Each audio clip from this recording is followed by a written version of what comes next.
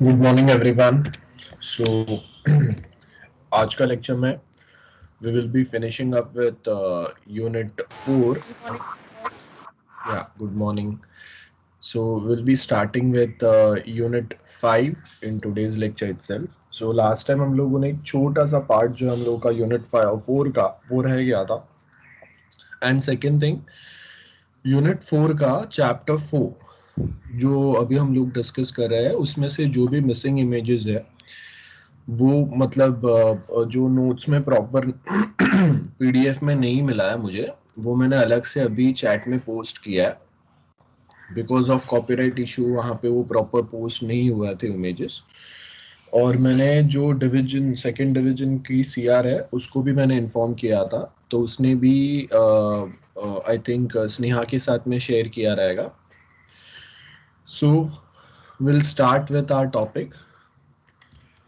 And second thing, जहाँ तक हम लोगों का फाइनल एग्ज़ाम का सवाल है, रिमेंबर कि हम लोग जो नोट्स में जो हम लोग एमसीक्यूज आई मीन टॉपिक पढ़ रहे हैं वहाँ पे मैं आपको हाईलाइट कराता हूँ कि okay this might come for MCQ purpose and that thing, as well as you can simply just go and google software engineering और हम लोगों के जो स्पेसिफिक टॉपिक है उसके रिलेटेड एमसीक्यूज. सो वो भी आपको हेल्प करेंगे. This is you can say कि this is a kind of importance. So आप देखो, अगर मैं भी अगर एमसीक्यू बनाऊंगा तो सारे मैं सिर्फ नोट्स में से बनाऊंगा ऐसा नहीं है. I will take help of online sources as well, so you can read MCQs from there as well. So आपके एमसीक्यूज जो है वो प्रिपेयर हो जाएंगे. I hope this is clear to everyone. Now will start with our syllabus.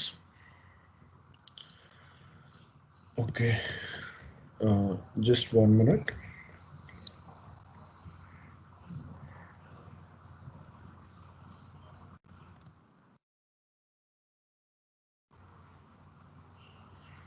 Okay, so last time we have stopped at this position, that is project planning.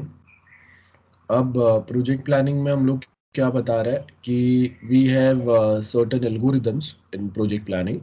So as you can see, algorithmic cost model provided as the basis of project planning. अब यहाँ पे हम लोग बात क्या कर रहे हैं कि जो भी प्रोजेक्ट हम लोग बनाएंगे उसका आपका टोटल कॉस्ट एस्टिमेशन क्या होगा. और वो कॉस्ट एस्टिमेशन मतलब टोटल आपका सॉफ्टवेयर बनाने का आपका कितना कॉस्ट होगा, वो एस्टिमेशन फाइंड करने के लिए वी आर यूजिंग वन और द अदर वे. ओके, जहाँ पे हम लोग total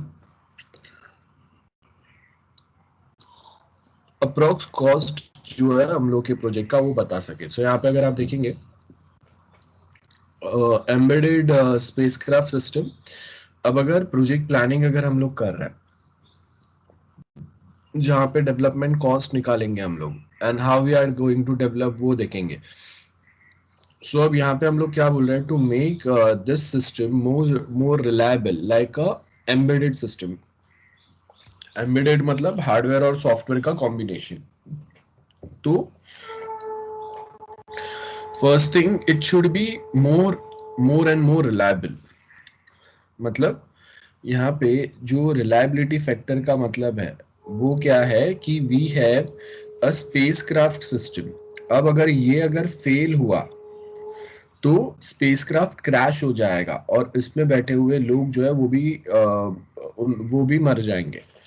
So it means it should be reliable. We cannot afford a single error or bug or defect.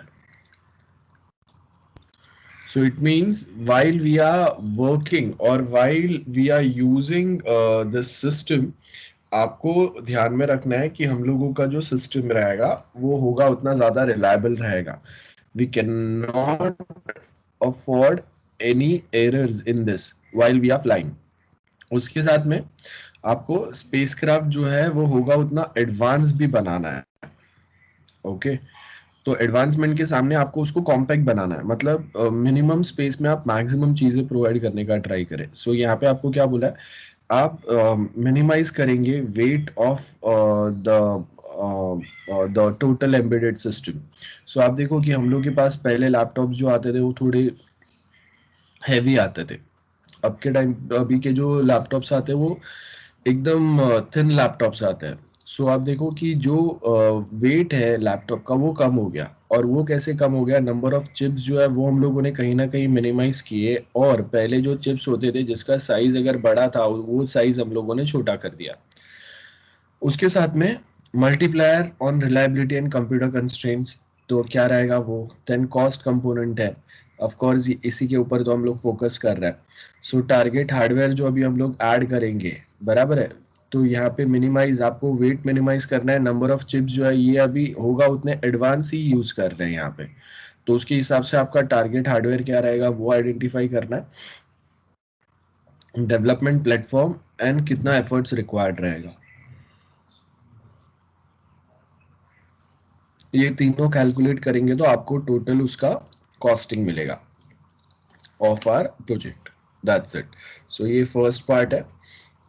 Then management option. अब देखो ये जो मैनेजमेंट ऑप्शन है ये मैंने जस्ट अभी यहाँ पे पेस्ट किया है। Here it is given management option, आप चैट में चेक कर लेना। सो मैनेजमेंट ऑप्शन में हम लोग क्या क्या पॉइंट्स पे फोकस कर रहे हैं ये देखो। If you notice here we have things like, first of all, in management option, existing आपके पास डेवलपमेंट सिस्टम जो है वो क्या है। अब देखो यहाँ पे है ना, हर एक बॉक्स के बाजू में ABCD दिया हुआ है हम लोगों को।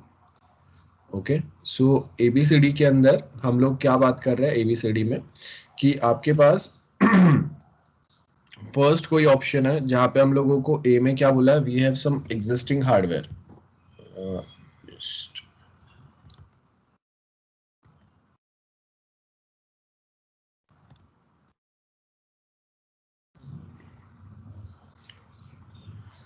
So here we have management option. ये थोड़ा प्रॉपर दिख रहा है। सो देखो अभी मैनेजमेंट ऑप्शन में सबसे पहले they are provided an existing hardware और development system and development team. ये आएगा कि आपके पास एग्जिस्टिंग अभी हार्डवेयर क्या है, डेवलपमेंट टीम क्या है, और आपके पास जो सिस्टम डेवलप करना है वो अभी कितना बना हुआ है, और आगे उसको कितना बनाना है। नेक्स्ट थिंग, बी वाला जो बॉक्स है ये अभी ABCD याद रखना है, आगे हम लोग वही यूज करेंगे। बी क्या बोल रहा है, processor and memory upgrade, hardware cost increase, experience decreases. Memory, processor and memory upgrade मतलब जैसे जैसे हम लोग प्रोसेसर अपग्रेड करते जाएंगे, हार्डवेयर का कॉस्ट जो है, जैसे अगर मैं i3 प्रोसेसर लूंगा, i5 लूंगा, i7 लूंगा, और अगर सपोज फ्यूचर में i9 आता है वो अगर मैं लेता हूँ, तो जैसे प्रोसेसर मेरे एडवांस होते जाएंगे, बराबर है, उसके साथ में मैं मेमोरी अपग्रेड करते जाऊंगा, रैम, हार्ड डिस्क, ये सब जो ग्राफिक मेमोरी है वो अपग्रेड करूंगा, तो उससे क्या हो रहा है, मेरा हार्डवेयर कॉस्ट जो है वो इंक्रीज हो रहा है, लेकिन नए प्रोसेसर्स नए टेक्नोलॉजी के साथ मेरा वर्क करने का ज्यादा एक्सपीरियंस नहीं है, तो मेरा एक्सपीरियंस डिक्रीज होते जा रहा है। देन मेमोरी अपग्रेड ओनली, ये ये भी पॉइंट हो सकता है। सो हम लोग क्या बोल रहे हैं, एग्जिस्टिंग जो आपका हार्डवेयर है, एग्जिस्टिंग आपका सॉफ्टवेयर है, और एग्जिस्टिंग आपके पास डेवलपमेंट कोई टीम हो सकता है, या कोई नया डेवलपमेंट टीम हो सकता है, तो वो तीन फैक्टर्स के ऊपर फोकस कर रहा है मेनली।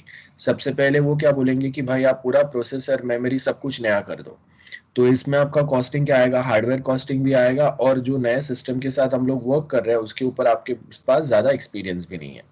सेकेंड ऑप्शन क्या हो सकता है कि आप मेमोरी अपग्रेड करो, प्रोसेसर और वो सब अपग्रेड करने की जरूरत नहीं है, तो फिर यहाँ पे क्या होगा, एक्सपीरियंस तो आपका कुछ चेंज नहीं होगा, साथ ही वर्क कर रहा है। मतलब मोस्ट ऑफ जो चीज है वो पुरानी है, एक्सेप्ट कि आपने मेमोरी अपग्रेड कर दिया, बराबर है। देन थर्ड में हम लोग क्या बोल रहे हैं कि आपको यहाँ पे और कुछ ज्यादा चेंज करने की जरूरत नहीं है, we only suppose to add more experience staff which are more link to it such type of a system और अ सॉफ्टवेयर।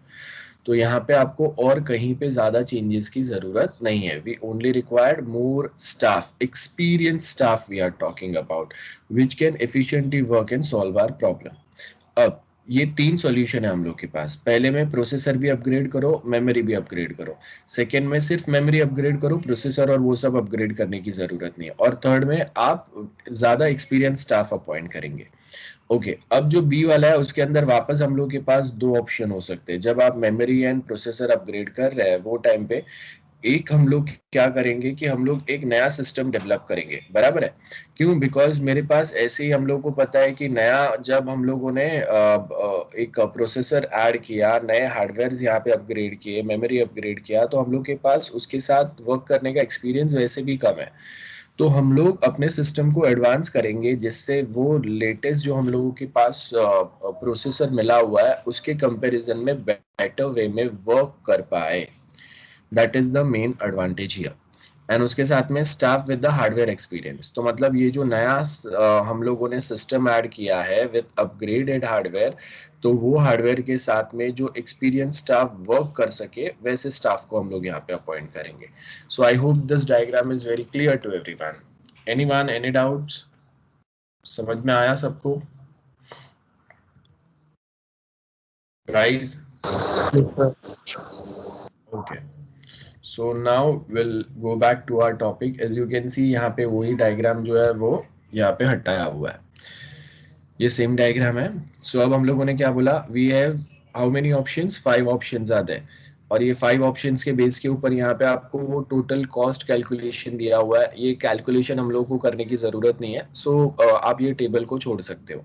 सिर्फ रिमेंबर कि हम लोगों के ABCD ऑप्शंस क्या है, ABCENF ऑप्शंस। ओके, सो यहाँ पे अभी हम लोग के पास एक लास्ट में जो चॉइस रहता है दैट इज ऑप्शन डी है, जहाँ पे हम लोग ज्यादा एक्सपीरियंस स्टाफ यूज करेंगे, वो हम लोग को पता है। सी में हम लोग मेमोरी अपग्रेड करने की बात कर रहे हैं। सो ये आपके बेसिक पॉइंट्स जो अभी मैंने आपको एक्सप्लेन कर दिया।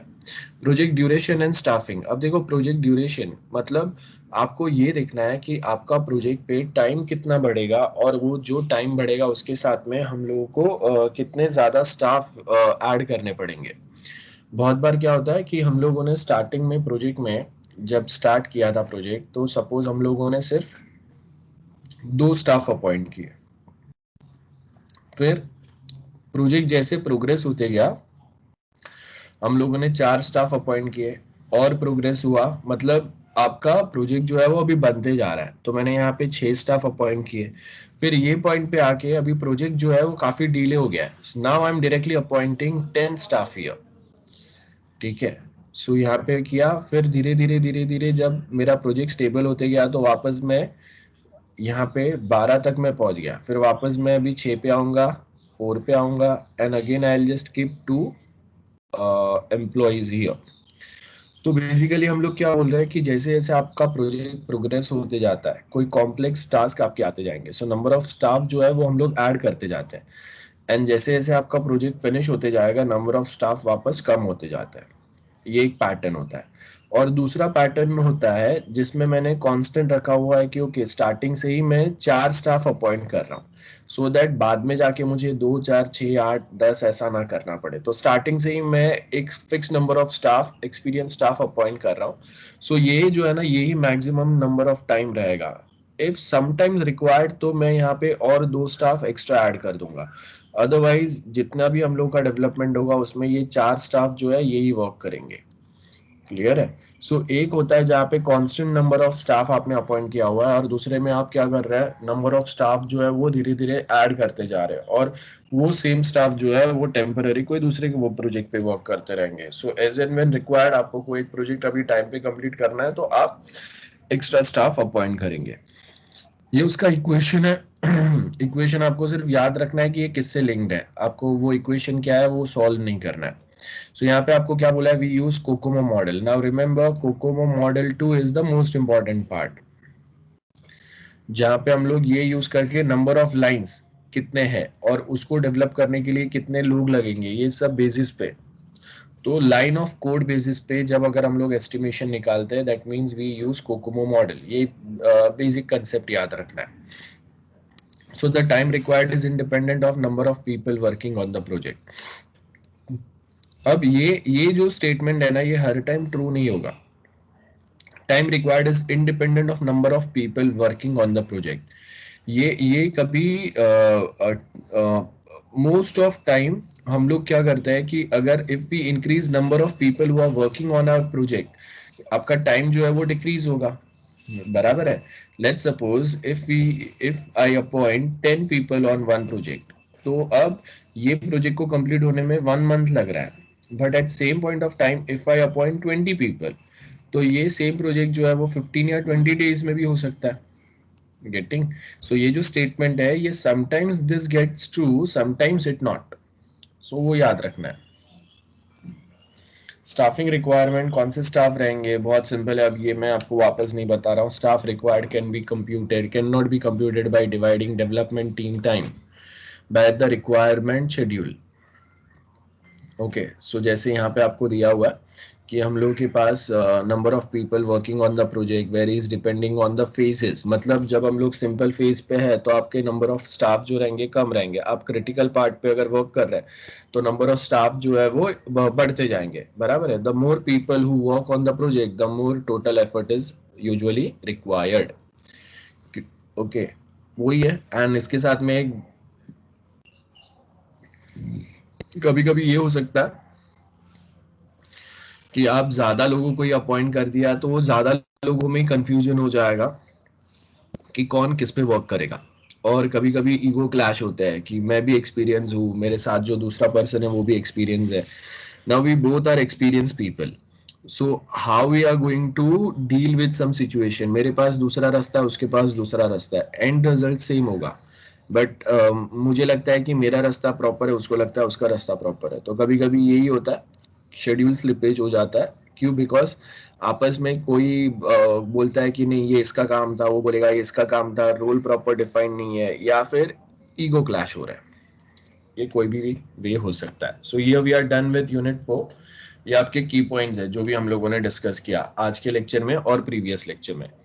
Now will start with unit 5। Unit 5 जो है आपका first part, it talks about process improvement. Okay, अब प्रोसेस इंप्रूवमेंट पे वर्क क्या होगा, क्या पॉइंट्स पे हम लोग बात करेंगे वो देखते हैं। प्रोसेस इंप्रूवमेंट मतलब कोई एक चीज, कोई एक काम आप ऑलरेडी कर रहे हैं, उसी को आपको बेटर बनाना है ना। डेवलपमेंट प्रोसेस को इंप्रूव करना है कि आप और क्वालिटी रिजल्ट दे पाओ। So as you can see, topics यही वाले हैं। So process improvement, many software companies have turned to a software process improvement, क्योंकि आपको मार्केट में रहना है तो आपके प्रोसेस को आपको इम्प्रूव करना पड़ेगा। इम्प्रूव करने का मतलब है कि उसको और बेटर बनाना पड़ेगा ही पड़ेगा। अगर आप उसको और बेटर नहीं बना पाएंगे तो आपके जो कॉम्पिटिटर्स है वो मार्केट में आपसे आगे निकलेंगे and they will capture more market. So हम लोग के पास एग्जाम्पल है, देखो बड़े कंपनीज जो है वो भी जब तक खुद को इम्प्रूव नहीं करते they can not survive in today's market. So to survive in today's market आपको प्रोसेस इंप्रूव करना है। प्रोसेस इंप्रूवमेंट का मतलब है आप डेवलपमेंट प्रोसेस जो है उसको बेटर बनाएंगे और at same point of time आप नए टेक्नोलॉजिकली एडवांसमेंट भी लेके आएंगे। ये सब कुछ प्रोसेस इंप्रूवमेंट में आएगा। So in short development process को और एफिशिएंट बनाओ जिससे आपका एंड रिजल्ट या फाइनल आउटपुट और बेटर मिले हम लोगों को। सो वही है process improvement, understanding existing process and changing the process to increase the quality of the product and cost कम कर सकते हैं या डेवलपमेंट टाइम कम कर सकते हैं। अब दोनों कम होगा ये जरूरी नहीं है, कभी कभी ये हो सकता है कि प्रोसेस इंप्रूवमेंट में आपका कॉस्ट जो है वो कहीं पे कम नहीं हो रहा है, लेकिन हाँ डेवलपमेंट टाइम जरूर कम हो रहा है and quality of course, this is the most important factor. Process improvement SDLC software development life cycle जो हम लोग यूज करेंगे वो एसडीएलसी में आपको इंप्रूवमेंट लाने, उसके फेजेस में आपको इंप्रूवमेंट लाने, या sometimes it might possible I was using spiral SDLC and now I started using iterative incremental जो मुझे best suitable लगा, और I have defined my own SDLC software development life cycle. So approach to improvement क्या बोला था, process maturity approach रहेगा। अब process maturity का मतलब क्या है, आप अगर फर्स्ट टाइम अगर प्रोजेक्ट बना रहे हैं, we don't have any much experience, बराबर है। सो अब बेसिकली है ना वहाँ पे लेवल्स रहते हैं। हम लोग नेक्स्ट ईयर जब एसपीएम आप टीवाई में पढ़ेंगे तो वहां पे आपको लेवल्स आएंगे। सबसे पहला आपका इनिशियल लेवल रहता है। इनिशियल लेवल मतलब कोई कंपनी जो अभी स्टार्टअप है, ओके। अब स्टार्टअप के बाद में क्या होगा, उसने ये सेम काम जो है वो रिपीट किया, मतलब सेकेंड टाइम सिमिलर प्रोजेक्ट मिला उसको। तो आप देखो कि इनिशियल जब स्टार्टअप में उसने कोई एक प्रोजेक्ट किया, उसके पास ज्यादा एक्सपीरियंस नहीं था, उसके पास ज्यादा रिसोर्सेज नहीं थे, प्रीवियसली बने हुए कोई प्रोजेक्ट के कोड या डिजाइन अवेलेबल नहीं थे। तो यहाँ पे उसको बहुत ज्यादा एफर्ट्स डालने पड़े, और इट माइट पॉसिबल यहाँ पे हम लोगों को रियलाइज हुआ रहेगा कि हम लोग कोई एक शॉर्टकट भी अगर यूज करते थे, ये सेम काम और फास्ट हो जाता था।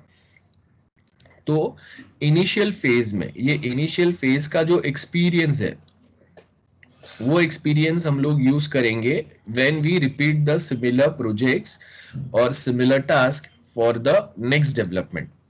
इसके बाद में, रिपीट करने के बाद में हम लोग क्या करेंगे, अपने गाइडलाइंस बना देंगे थर्ड टाइम, जहाँ पे मैंने प्रॉपर गाइडलाइंस सेट कर दी है फॉर डेवलपमेंट, डिजाइनिंग, एवरीथिंग। सो ये थर्ड टाइम में रिपीट किया मैंने। फर्स्ट टाइम इनिशियल मतलब बहुत फर्स्ट टाइम बनाया था, मेरे पास ज्यादा कुछ प्रोसेसेस नहीं थे, ज्यादा कुछ नॉलेज नहीं था। तो अब ये फर्स्ट टाइम का मेरा जो एक्सपीरियंस है, वो जब मैं सिमिलर टाइप के प्रोजेक्ट्स वापस अगर कोई दूसरी कंपनी के लिए बनाऊंगा, तो मेरा पास्ट एक्सपीरियंस को मैं यूज करके वो मिस्टेक ना फॉलो करते हुए मैं बेटर वे में कंप्लीट करने की ट्राई करूंगा। अब जब मैंने रिपीट किया तो मुझे एग्जैक्टली पता चल गया कि कौन से स्टेप्स एग्जैक्टली आपको फॉलो करने हैं, जिससे आपका फाइनल आउटपुट क्वालिटी आउटपुट मिले आपको। तो वो मैंने गाइडलाइंस अपॉइंट कर दिए फॉर द डेवलपमेंट। और उसके बाद में हम लोग फाइनली जो स्टेप आएगा, उसमें हम लोग क्या करेंगे, अपने कंपनी पॉलिसीज हम लोग यहाँ पे बना देंगे। और ये कंपनी पॉलिसीज मतलब अभी आप एमएनसी लेवल पे आ गए, आपका कंपनी भी इंप्रूव हो रहा है ये स्टेप्स के साथ में। इनिशियल स्टार्टअप है, आप अभी 2 साल पुराने हो गए, दैट इज रिपीटेटिव टास्क पे आ गए मतलब आपके पास प्रोजेक्ट्स आ रहे हैं, मार्केट में आपका नाम बन गया। यहाँ पे आप 5 साल पुराने हो गए, तो आपने गाइडलाइंस बना दिया। और यहाँ पे तो आप एक मल्टीनेशनल कंपनी बन गए, तो आपके कंपनी के स्टैंडर्ड और क्वालिटी पॉलिसीज अभी आपके हैं, जो पॉलिसीज को देखते हुए लोग आपके पास आएंगे, आपके क्लाइंट्स जो है वो आप पे भरोसा करेंगे। तो यहाँ पे आप अपना इमेज मार्केट में मेंटेन करने के लिए ये पॉलिसीज जो है वो मेंटेन करेंगे, and this policy will be implemented. और if we are following this policy, quality automatic improve हो जाएगा और डेवलपमेंट टाइम ऑटोमेटिक कम होगा। सो ये वे में होता है। तो प्रोसेस मैच्योरिटी मॉडल का मतलब क्या होता है, प्रोसेस मैच्योरिटी अप्रोच का मतलब होता है कि आप रोज या धीरे धीरे जब उस पर वर्क करता है, तो आप देखो कि अगर फर्स्ट टाइम अगर मैंने आपको एक छोटा सा सॉफ्टवेयर अगर बनाने दिया, सपोज HTML में आप समझ लो कि हम लोगों को एक कॉलेज के लिए सॉफ्टवेयर बनाना है। अब HTML, CSS और जावास्क्रिप्ट यूज करके मैंने आपको ये सॉफ्टवेयर बनाने दिया। फर्स्ट टाइम आपने पहले कभी बनाया नहीं था, तो आपको आइडिया नहीं था, लेकिन जैसे जैसे आप बनाते जाएंगे, सेकेंड टाइम अगर मैं आपको दूंगा तो आप शॉर्टकट यूज करेंगे, प्रीवियसली कोई कोड जो है वो यूज करेंगे, कोई ऑनलाइन आपको टेम्पलेट या डिजाइन मिलते हैं आप उसको यूज करेंगे। तो क्या हो गया, आपका प्रोसेस जो है वो धीरे धीरे मैच्योर होते जा रहा है। क्यों? अभी आपके पास सिमिलर टाइप के प्रोजेक्ट्स के ऊपर वर्क करने का एक्सपीरियंस है। सो यहाँ पे क्या है, जैसे जैसे आप फर्स्ट टाइम आपको सपोज 10 दिन लगे थे, सेकेंड टाइम अगर मैं सिमिलर प्रोजेक्ट दूंगा, आप थोड़ा कोड उसका रीयूज करेंगे, थोड़े नए डिजाइन ऐड करेंगे, and this time you will finish your work with in 6 days। उसके बाद अगर मैं आऊंगा तो आप क्या करेंगे, उसमें और इम्प्रूवमेंट की ट्राई करेंगे, और उसको अच्छा दिखे, प्रैक्टिकल जैसा हम लोगों के वेबसाइट्स होते हैं, प्रोफेशनल वेबसाइट्स वैसा बनाने की ट्राई करेंगे। तो वो क्या हो गया, improving the process. Project management मतलब एफिशिएंटली हम लोगों को पता रहेगा कि किसका क्या टास्क है, कितने टाइम तक कौन कहाँ पे वर्क करेगा, और उससे आपका गुड एक इंजीनियरिंग प्रैक्टिस जो है वो डेवलप होगा। इंजीनियरिंग प्रैक्टिस मतलब प्रीवियसली आपने जो भी बनाया था उसको और बेटर बनाओ, सो दैट लास्ट टाइम जो एरर्स आए थे वो सेम वापस आपको ना आए। So the level of process maturity, जहाँ पे हम लोग बताएंगे कि कितने एक्सटेंट तक हम लोग जा सकते हैं, जहाँ पे आपके पास टेक्नोलॉजिकल नॉलेज कितना है, आपके पास मैनेजमेंट प्रैक्टिसेस आपने कितने प्रॉपरली अडॉप्ट किए हुए हैं, जिससे आप एक क्वालिटी सॉफ्टवेयर डेवलप कर सको। सो मोस्ट ऑफ टाइम हम लोग अजाइल अप्रोच फॉलो करते हैं। अजाइल मतलब एक डायनेमिक अप्रोच। याद है हम लोगों ने बोला था कि जैसे वाटरफॉल मॉडल है, तो वाटरफॉल के अंदर प्रॉब्लम क्या है कि आप एक स्टैटिक अप्रोच है ये, मतलब जहाँ पे आपको फिक्स दिया हुआ है कि इतना ही टाइम आपको रिक्वायरमेंट में देना है, इतना ही time we required for development, इतना time we required for testing. Agile approach का मतलब क्या होता है कि as and when type of software changes आप अपने वे में कस्टमाइज कर सकते हैं हर एक फेज को। अगर आपको लगता है कि आपको डिजाइनिंग में ज्यादा टाइम देना है, नो प्रॉब्लम, आप उसमें ज्यादा टाइम दो। डेवलपमेंट में आप बहुत सारा कोड रीयूज करने वाले हैं, तो डेवलपमेंट में आपने कम टाइम दिया। देन अगेन टेस्टिंग में आप ज्यादा टाइम दे रहे हैं, no problem, you can modify your approach, you can modify the way you are developing as per your needs requirement and based on the type of software which you are working on. इसको agile dynamic approach बोलते हैं, विच focuses on iterative development. अब छोटे छोटे iterations में ही होगा। Iterative approach दो वे में काम करता है, याद रखो। We might be having multiple iterations of waterfall, or we might be having multiple iterations of V model. दो पैटर्न हो सकते हैं, याद रखो। आपका इटरेटिव डेवलपमेंट जो है वो दो वे में हो सकता है, either we are following multiple iterations of waterfall model या फिर multiple iterations of V model या VV model. If you remember VV model, verification validation, हम लोगों ने डिस्कस किया है, डायग्राम भी आपके साथ शेयर किया था। सो इसमें से कोई भी एक डेवलपमेंट अप्रोच आपका हो सकता है। सो अजाइल अप्रोच आपको फ्रीडम देता है, आप इटरेटिव वे में, मतलब टुकड़े टुकड़े वे में आप बनाते जाएंगे छोटे छोटे iterations. So every iteration will be working on one part of our software. And इससे क्या होता है, reduction of overhead in the software process. मतलब ऐसा नहीं होगा कि लास्ट मोमेंट पे सब कुछ बाकी और सब आप एक साथ बनाने की ट्राई करेंगे, बहुत ज्यादा डिले हो गया। जैसे एग्जाम टाइम पे होता है, पूरे सेमेस्टर हम लोग कुछ पढ़ते नहीं है, असाइनमेंट नहीं लिखते और लास्ट मोमेंट पे सब कुछ एक साथ आता है, वैसा नहीं होना चाहिए। इटरेटिव, जब अभी आपको मिला है, जो टाइम पे मिला है वो टाइम पे थोड़ा थोड़ा बनाते जाओ, वो टाइम पे थोड़ा थोड़ा पढ़ते जाओ। सो लास्ट मोमेंट पे ओवरहेड नहीं होगा। तो primary characteristics of agile are rapid development, ठीक है। So rapid application development of functionality and responsiveness to changing customer requirement. अब देखो ये बहुत जरूरी है कि आप रैपिड डेवलपमेंट तो कर रहे हैं। रैपिड डेवलपमेंट मतलब आपको ये बार अगर कस्टमर ने 10 रिक्वायरमेंट दी है, तो मैं क्या बोल रहा हूँ कि ऑन एवरी इटरेशन, हर एक इटरेशन मेरा कब फॉलो होगा, जब मेरे पास मिनिमम 10 फंक्शंस का रिक्वायरमेंट आता है। तो जैसे मुझे 10 फंक्शंस अगर मिल जाएंगे, I will start working on my first iteration. Then वापस 10 फंक्शन आ गए, सेकेंड इटरेशन चालू करूंगा, और 10 फंक्शन आ गए, थर्ड इटरेशन चालू करूंगा। सो अब क्या हो रहा है, जैसे मेरे पास 10 फंक्शंस आ गए, मैंने डेवलपमेंट चालू कर दिया। एंड अब नेक्स्ट जो मेरे कस्टमर के रिक्वायरमेंट आ रहा है, उसमें सपोज रिक्वायरमेंट जो है वो चेंज हो गया, नो प्रॉब्लम। नेक्स्ट जो मेरा इटरेशन जो भी आएगा, उसके अंदर ये जो चेंजेस उसने दिया हुआ है वो मैं अप्लाई कर दूंगा। सो बहुत इजीली हम लोग कस्टमर के जो चेंजेस है वो भी हम लोग के सॉफ्टवेयर प्रोसेस में हम लोग ऐड कर सकते हैं। ये भी आपके पास बेनिफिट होता है। इट विल नॉट लाइक कि कस्टमर के साइड से चेंजेस आ रहे हैं, अभी हम लोग प्रोजेक्ट में कहीं पे उसको इनकॉर्पोरेट नहीं कर सकते। नहीं, we can do it when we are working with iterative approach. So that is one benefit of this. Then process and product quality. Process, remember दो चीजें होता है।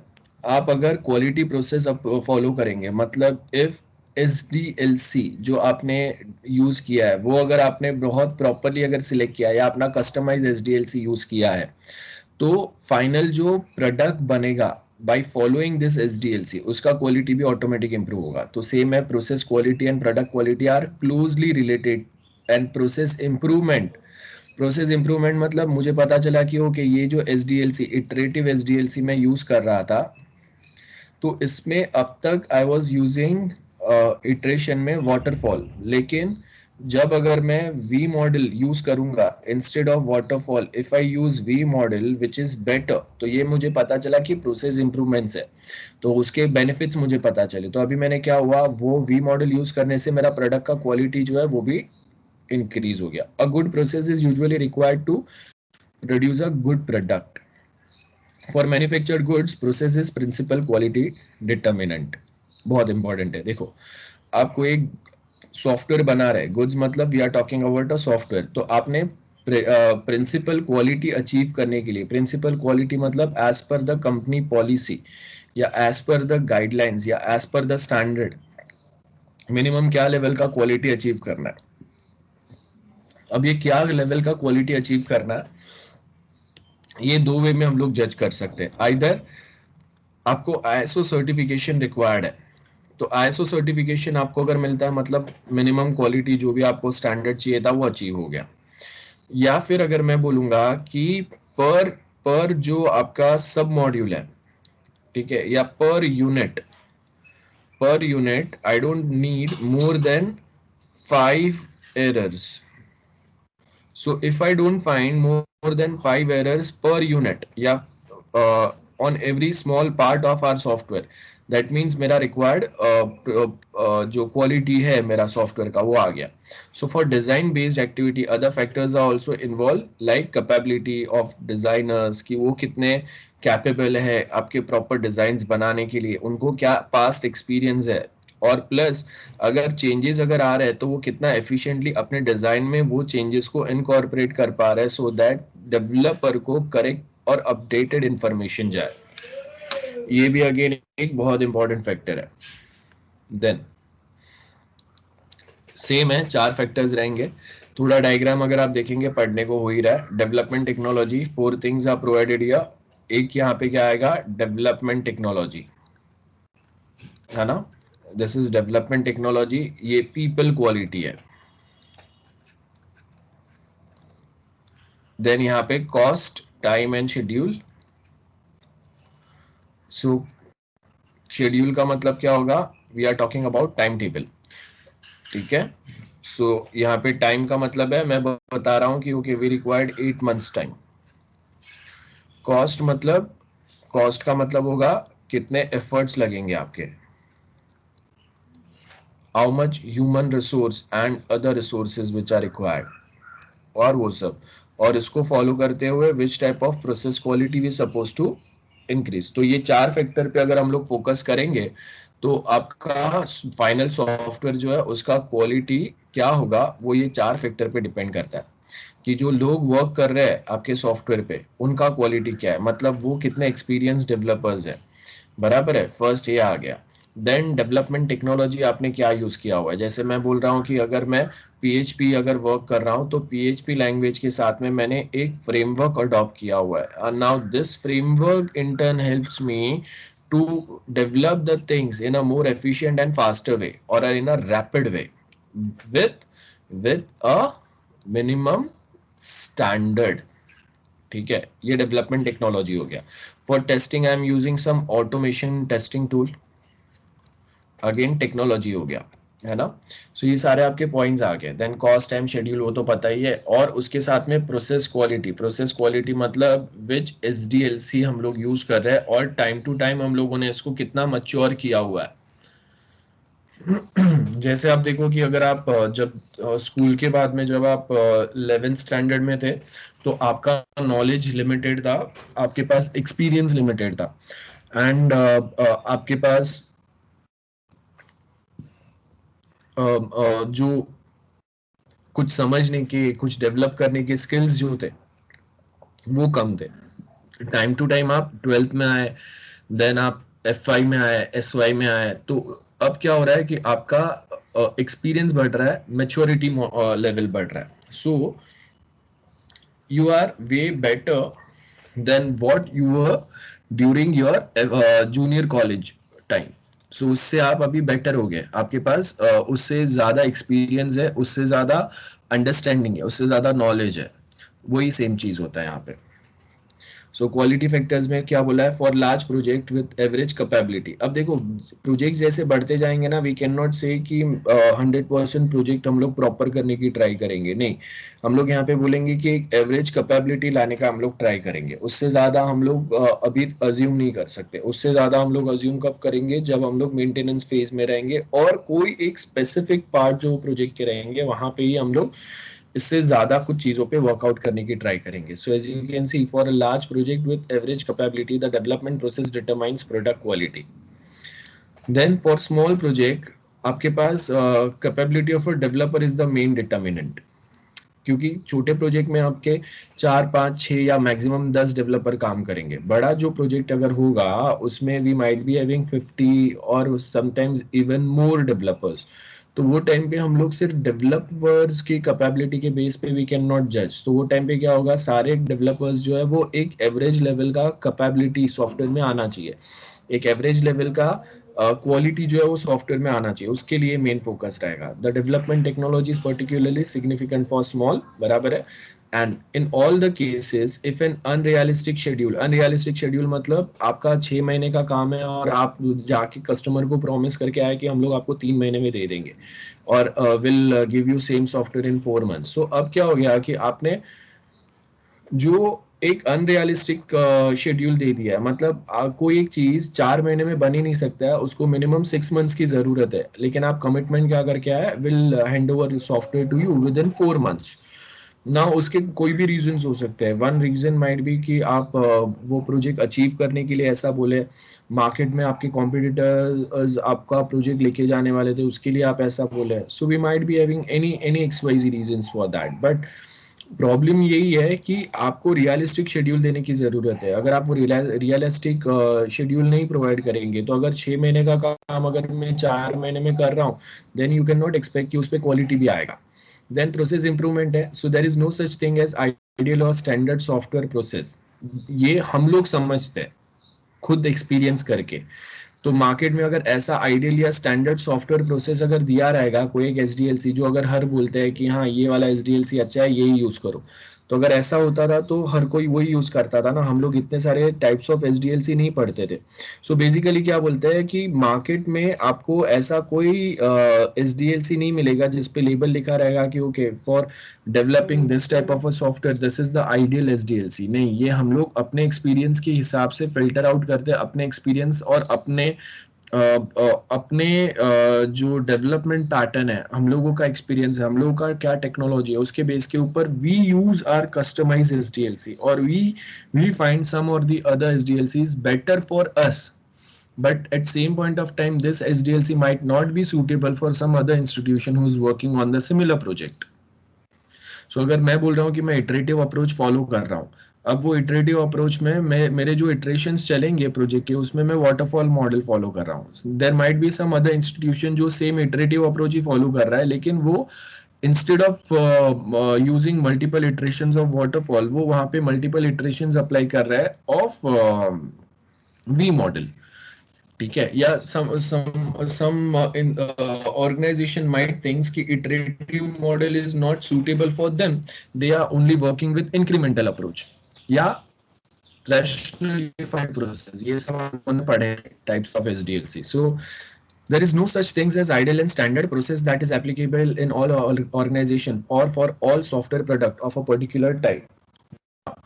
You will rarely be successful in introducing the process improvement if you simply attempt to change the process, है ना। सो यहाँ पे क्या बोला, each company has to develop its own depending on its size, background, skills, आपको कौन से type के सॉफ्टवेयर ज़्यादा मिल रहा है, आपके कस्टमर्स के एक्सपेक्टेशंस क्या है और आपके पास जो डेवलपर्स है उनके स्किल्स क्या है। आप same software develop, I mean we might be having companies who are developing similar type of project but using different technology। मतलब मैं एक सेम वेबसाइट कॉलेज का बना सकता हूँ using PHP, some other company might be develop the same thing using Java, or some other companies might be develop the same thing using .NET। सो क्या हो गया कि हम लोग के पास जो डेवलपर्स है उनके स्किल्स अलग है, कोई जावा में एक्सपर्ट है, कोई .NET में एक्सपर्ट है, कोई PHP में एक्सपर्ट है, एंड उनके एक्सपर्टीज के बेस के ऊपर they are also working on some other things. So market requirements आपके अलग है, आपका कंपनी का कल्चर अलग है ना, और आपके कस्टमर्स जो है उनका रिक्वायरमेंट भी थोड़ा थोड़ा अलग है। सो उसके हिसाब से आपके खुद के डेवलपमेंट प्रोसेस चलेंगे। So improvement attribute you also have to consider what aspects of the process they want to improve, है ना। इम्प्रूवमेंट्स एग्जैक्टली कहाँ पे वो डिमांड कर रहे हैं। सो आपका गोल जो है वो अलग हो सकता है। लाइक दो कॉलेजेस जो है they both required software for their own institution और एन ऑर्गेनाइजेशन, लेकिन अब उसमें से एक जो कॉलेज है they are mainly focusing on online admission and बाकी का जो नॉर्मल उनका जो accounting process, fees, defaulter generation, ये सिर्फ चल रहा है. And on the second hand, we have one other college जो ऑनलाइन एडमिशन, ऑनलाइन लेक्चर, हर एक चीज वो ऑनलाइन कंडक्ट कर रहे हैं. और उनको ये सब कुछ ऑटोमेशन पे रिक्वायर्ड है, मतलब सब कुछ सॉफ्टवेयर पे रिक्वायर्ड है. तो आप देखो कि दोनों की रिक्वायरमेंट्स जो है वो कहीं ना कहीं चेंजेस है. कोई एक कॉलेज के जो स्टैंडर्ड या प्रोसीजर्स है वो अलग है. लाइक दे वांट कि ऑनलाइन एग्जाम जो है वो आपको गूगल फॉर्म पे कंडक्ट करना है और उसका रिजल्ट सिर्फ आपको लिंक करना है ऑन आवर वेबसाइट. बट बाकी जो है उनका कुछ अलग पैटर्न है. नेक्स्ट थिंग, समटाइम्स कोई कॉलेज है जो आपको फिजिकली कॉलेज में आके ही फीस भरने के लिए ऑप्शन दे रहे हैं. वेदर सेकेंड जो कोई कॉलेज है, they are giving you option to pay fees online. So again ये क्या हो गया, ये आपके गोल्स जो है वो कहीं ना कहीं चेंज हो गए. तो उसके हिसाब से सॉफ्टवेयर क्वालिटी जो है वो इंक्रीज होगा. And sometimes there might be colleges who are also developing their own mobile app with website. So अब क्या हो गया, यहाँ पे आपको वो एक न्यू प्रोसेस एक्टिविटी आपका आ गया. तो उसके हिसाब से आपको अगेन अपनी क्वालिटी कहाँ पे करना है, इम्प्रूवमेंट कहाँ पे करना है, ये सब पे फोकस करना पड़ेगा. सो यहाँ पे अगर आप देखेंगे प्रोसेस, मतलब जो डेवलपमेंट के लिए जो आप स्टेप्स फॉलो करेंगे फॉर सॉफ्टवेयर डेवलपमेंट, उसके क्या कैरेक्टरिस्टिक्स रहेंगे. So we have process attributes. First क्या है, अंडरस्टैंडेबिलिटी, मतलब सिंपली. और ये देखो ये वाले जो पॉइंट्स है ये आपको बहुत इंपॉर्टेंट है एमसीक्यूज के लिए. सो अंडरस्टैंडेबिलिटी में क्या बोला है, to what extent is the process explicitly defined and how easy is to understand. अगर मैं आपको बोल रहा हूँ आपको कोई एक सॉफ्टवेयर जो डेवलप करना है वो आपको डेवलप करना है यूजिंग इटरेटिव अप्रोच. तो अगर मैंने आपको इटरेटिव अप्रोच बोल दिया, हम लोगों ने बुक में पढ़ा है, मैंने आपको डायग्राम बताया, लेकिन जब आप प्रैक्टिकली अप्लाई करेंगे कोई प्रोजेक्ट के लिए तो वहां पे आपको समझ में आना चाहिए कि वो कैसे अप्लाई होगा. ठीक है. सो अगर आपको वो समझ में आ रहा है या ट्रेनिंग में आपको बताया है कि हाँ ये वाला अगर हम लोगों का प्रोजेक्ट है, ये अगर SDLC मॉडल अगर हम लोग यूज करने वाले हैं तो रिक्वायरमेंट के लिए ऐसे हम लोग के डॉक्यूमेंट्स होंगे, ये स्टेप्स फॉलो करेंगे. डिजाइनिंग के लिए ये वाले डिजाइन हम लोग यूज करेंगे, उसके लिए ये वाले स्टेप्स फॉलो करेंगे. कोडिंग के लिए ये होगा, उसके आगे टेस्टिंग के लिए ये होगा. सो मतलब आपको अगर वो SDLC समझ में आ रहा है मतलब क्लियर है. स्टैंडर्डाइजेशन मतलब कहाँ तक के कौन से लेवल के आपके जो कस्टमर है उनके जो प्रोजेक्ट्स या रिक्वायरमेंट्स है उसमें कौन से जो रिक्वायरमेंट्स है वो ज़्यादा क्रिटिकल नेचर के, तो जिस पे आपको ज़्यादा फोकस करना है. और मिनिमम लेवल ऑफ क्वालिटी क्या है और कहाँ तक आपको जाना है ना. तो आप जो ये ऊपर जो प्रोसेस फॉलो करेंगे उससे मिनिमम कौन से लेवल तक का क्वालिटी आपको अचीव करना है, रिलायबिलिटी कितना लाना है. जैसे अगर मैं बोल रहा हूँ कि हम लोग के पास स्पेसक्राफ्ट सिस्टम है जहाँ पे आपका सॉफ्टवेयर होता है, जो सॉफ्टवेयर जो आपका स्पेसक्राफ्ट के हार्डवेयर के साथ लिंक होगा और वो सॉफ्टवेयर के थ्रू आपका स्पेसक्राफ्ट फ्लाई करता है. सो वहाँ पे हम लोग के पास रिलायबिलिटी मेंटेन करना बहुत ज़रूरी है, because we can not tolerate any single error. अगर एक एरर आ गया प्लेन क्रैश हो जाएगा. Visibility, do the process activity culminate in clear result. आपको क्लियरली पता चलेगा क्या कि अगर ये प्रोसेस अगर फॉलो करूंगा तो मेरा एंड रिजल्ट क्या होगा, है ना. फाइनल हम लोगों के जो फाइनल जो हम लोगों के क्लाइंट साइड से रिक्वायरमेंट्स आ सकते हैं उनको क्या पता चलेगा. वो टाइम टू टाइम जब अगर हम लोग उनको अपडेट दे रहे हैं, उनके रिएक्शन क्या है, उनका फीडबैक क्या है, ये क्लियर विजिबिलिटी है क्या कि ये मैंने स्टैंडर्ड प्रोसेस फॉलो किया तो ये आपका लेवल ऑफ क्वालिटी यहाँ पे आ रहा है, ये स्टैंडर्ड फॉलो किया ये लेवल ऑफ क्वालिटी आ रहा है. सेम वे अगर मैं यहाँ पे अगर ये वे में अगर फॉलो करूंगा, so are we able to measure the process जहाँ पे आपका डेटा कलेक्शन कितना हुआ है, कितने और एफर्ट्स की ज़रूरत है, कितने एक्टिविटीज़ हम लोग यहाँ पे करेंगे, है ना. ये सब आएगा. सपोर्टेबिलिटी कि सपोर्ट यहाँ पे कितना अवेलेबल है. सॉफ्टवेयर टूल्स सपोर्टेबिलिटी का मतलब है कि ऑनलाइन अगर मैं गूगल करूंगा कि जावा में मैं कोई एक XYZ फंक्शन बनाने की ट्राई कर रहा हूँ, सो ऑनलाइन कहीं ना कहीं उसके रिलेटेड सपोर्ट अवेलेबल है क्या. फर्स्ट ये बात है. सेकेंड कि मैं जो फ्रेमवर्क यूज कर रहा हूँ वो कितना पॉपुलर है. अगर ज्यादा लोग वो सिमिलर फ्रेमवर्क यूज कर रहे हैं तो ज्यादा लोगों को कोई ना कोई एरर आते रहेंगे, तो वो कहीं ना कहीं गूगल करते रहेंगे तो किसी ना किसी ने उसके सोल्यूशंस दिए रहेंगे. सो वो सेम सोल्यूशंस कहीं ना कहीं मुझे भी हेल्प करेंगे. सो ये आपका सपोर्टेबिलिटी फैक्टर कंसिडर होगा। ओके, नेक्स्ट जो आएगा कि आपने जो प्रोसेस फॉलो किया है वो एक्सेप्टेबल होना चाहिए सबको।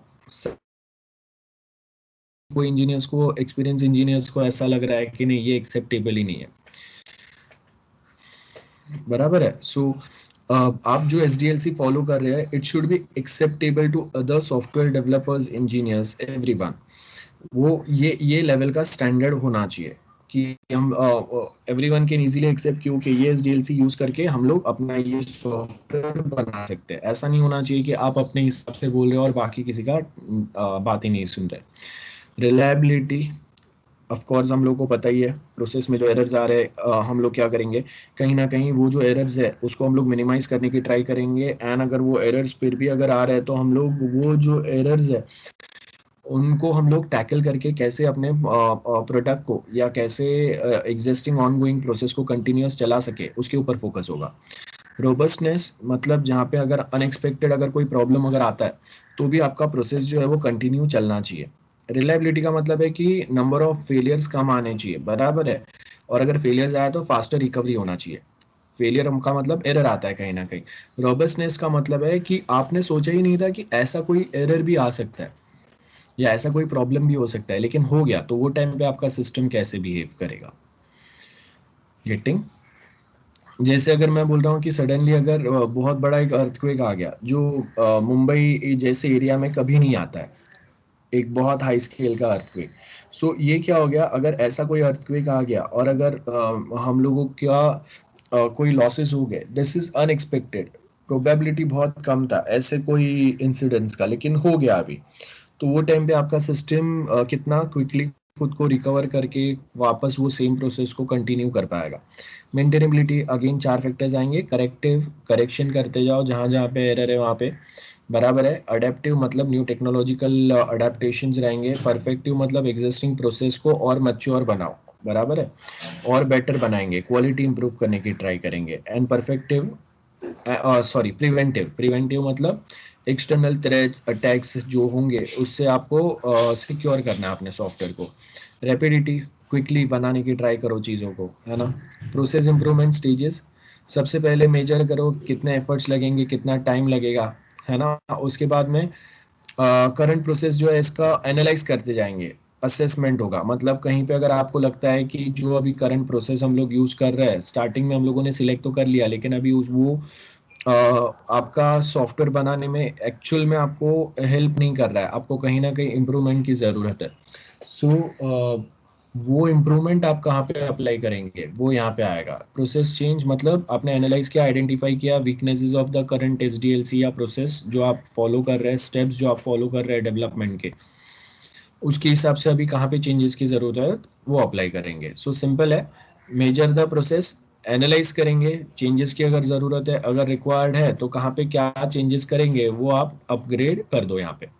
सो process measurement, whenever possible quantitative process data should be collected. Quantitative, quantitative मतलब जहाँ पे हम लोग बात करेंगे कि organisation do not have clearly defined process standard, but हम लोगों ने बात किया कि ओके ये प्रोसेस फॉलो किया तो इतने नंबर ऑफ एरर्स आए हम लोगों को, इतने लोग जो है उनका प्रोसेस डिले हो गया, इतने लोग जो है उनका प्रोसेस में कहीं ना कहीं हम लोगों को प्रॉब्लम्स आए। या फिर मैं क्वांटिटेटिव वे में बोलूँगा कि ओके इतने लास्ट टाइम जो सिमिलर सॉफ्टवेयर बनाने में हम लोगों को इतना दिन गया था, वो जो टाइम है वो सपोज 30-40% से कम हो गया यूजिंग दिस न्यू प्रोसेस। सो ये वे में हम लोग क्वांटिटेटिव डेटा देंगे, नंबर फॉर्म में डेटा देंगे, क्योंकि डेवलपमेंट टाइम आपका कम हुआ बढ़ गया, डिजाइनिंग टाइम आपका कम हुआ बढ़ा, टेस्टिंग टाइम आपका क्या हुआ वो है।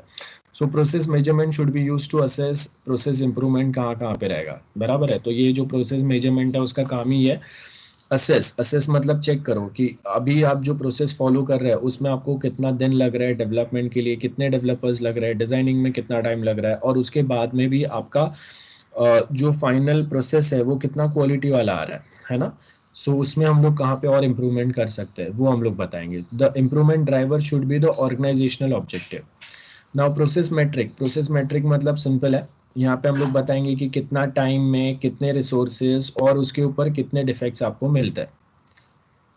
So time taken for the process activity to be completed like calendar time या effort to complete an activity or a process. जैसे अगर मैं बोल रहा हूँ कि स्टार्टिंग में हम लोगों को कोई एक प्रोसेस कंप्लीट करने में एक हफ्ता लग रहा था, now we are finishing the same time within 5 days. So वो आपके टाइम हो गए और दो डेवलपर्स.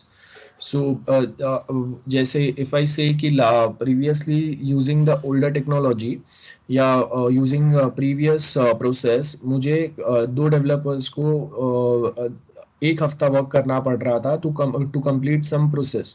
अब वही सेम काम एक डेवलपर 10 दिन में कर रहा है. सो क्या हो गया, दो डेवलपर्स अगर 7 दिन लगा रहे थे, एक डेवलपर 10 दिन में कर रहा है. सो ये आपका मैट्रिक्स हो गया. सो विच वन इज बेटर, जहाँ पे एक डेवलपर को आप 10 दिन रख रहे हैं. Now resource required for a process और activity like total efforts per day कितना होगा, कि कौन से टेक्नोलॉजी कौन सा फ्रेमवर्क मैं यूज़ कर रहा हूँ. सो वहाँ पे कितना बड़ा लाइब्रेरी अवेलेबल है जिससे मैं कम कोडिंग में ज़्यादा चीज़ें बना सकूँ, क्योंकि थोड़ा कोड मैं खुद से लिखूंगा और थोड़ा मैं इनहेरिट करूंगा लाइब्रेरी में से.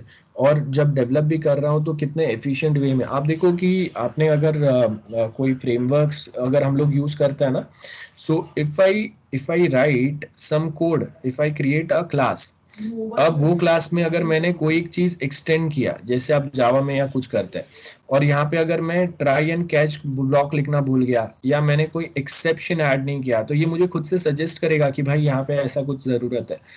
अगर कहीं पे कोई एक एरर है तो रेड में वो मार्क करके बताएगा मुझे कि ओके यहाँ पे ये मिस्टेक है. सो इससे क्या होता है कि आप वो कोड एग्जीक्यूट करने के पहले ही जो सर्टेन चीजें जो हाईलाइट किए रहते हैं ना, उससे पता चलेगा. अब मैंने कोई क्लास क्रिएट किया, कोई फंक्शंस बनाए, कोई मेथड कॉल किया, लेकिन उसके लिए जो पैकेज रिक्वायर्ड था वो पैकेज मैंने इंपोर्ट ही नहीं किया, तो वो आपको सजेशन देगा. आप सिर्फ क्लिक करो और वो पैकेज इंपोर्ट हो जाएगा. सो ये सेम चीज आपको एंड्रॉयड, आप जब एंड्रॉयड स्टूडियो यूज करते हैं ना, तो वहाँ पे भी आपको ये एफर्ट्स मिलता है. तो ये आपको बताता है कि आपका डेवलपमेंट जो प्रोसेस है वो कितना कम हो जाएगा, क्योंकि आपको हर एक माइन्यूट चीज अभी खुद से सोचने की जरूरत नहीं है. सॉफ्टवेयर आपको हेल्प करता है. स्टार्टिंग में ये होता था कि अभी कोई एक एरर आया तो मुझे खुद से सोचना पड़ता था कि ओके क्या कौन सा पैकेज मैं भूल गया हूँ. अभी आपको आपका सिस्टम जो है वही याद दिलाता है कि भाई ये पैकेज की जरूरत है. उसके साथ में नंबर ऑफ डिफेक्ट्स कितने आपने डिस्कवर किए है वो, है ना. तो goal of question matrix, goals का मतलब क्या है एग्जैक्टली क्या टारगेट आपको, क्या क्वालिटी स्टैंडर्ड आपको अचीव करना है. So what is the organisation trying to achieve, the objective of process improvement is to satisfy this goals, कि आपको भी कोई एक एमएनसी कंपनी या आपका कॉम्पिटिटर है वो लेवल पे पहुंचना है, वो जो क्वालिटी के प्रोडक्ट दे रहे हैं उससे बेटर या एटलीस्ट वो लेवल के प्रोडक्ट्स आपको देना है with in that time, with in that budget या उससे थोड़े कम बजट में. सो उसके लिए क्या क्वेश्चंस रहेंगे, questions about areas of uncertainty related to goal. You need to process the knowledge. Knowledge मतलब आपने 3-4 प्रोजेक्ट पे वर्क किया है, तो आपके डेवलपर्स को एक्सपीरियंस है, उनको नॉलेज है अभी कि कौन से प्रोसेस आप फॉलो कर रहे हैं, उसके क्या ड्रॉबैक है, क्या एडवांटेजेस है, आपके कॉम्पिटिटर जो क्या प्रोसेस यूज कर रहे हैं मार्केट में उसके क्या एडवांटेजेस या डिसएडवांटेजेस है. ये सब बेस पे आपका मेजरमेंट चलेगा. So as you can see, goal question metrics, goal question metrics is used in process improvement. Of course ये सब कुछ चीज हम लोग क्यों यूज करते हैं, सो दैट कहीं कहीं पे जो डेवलपमेंट, डिजाइनिंग या टेस्टिंग एफर्ट्स हम लोग बढ़ा सके, उसको और क्वालिटी कर सके, कम टाइम में ज्यादा आउटपुट दे सके, और वो भी क्वालिटी वाला. ऐसा नहीं होना चाहिए कि हम लोगों ने बनाने के लिए बना दिया लेकिन वो चल अभी प्रॉपर चल नहीं रहा है. So why we are introducing the process improvement, to make the efforts more better, है ना. What information do we need to help identify and assess improvement, तो वो हम लोग यहाँ पे देंगे. तो ये इन्फॉर्मेशन कहाँ से आएगा, this information might be coming from developers, designers, testers, as well as sometimes from the client itself.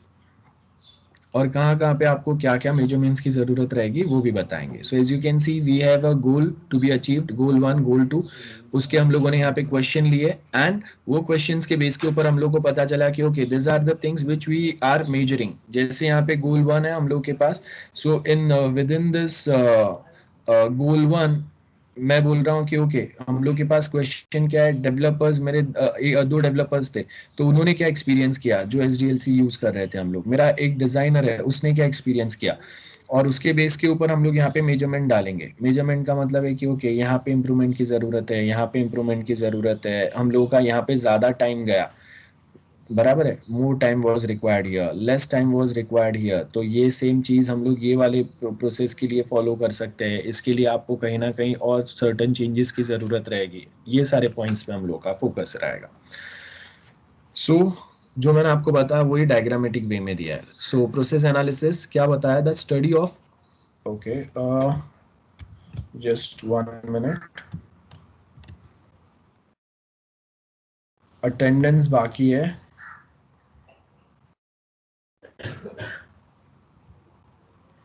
Okay, just 1 minute.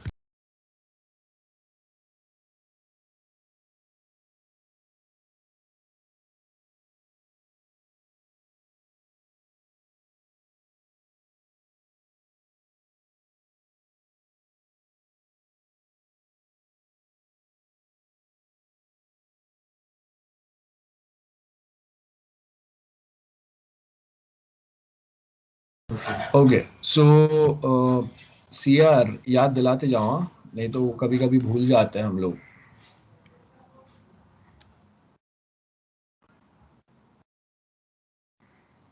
CR,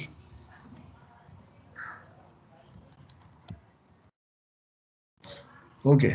so next we have is process analysis. Process analysis में क्या बोला है, study the existing process.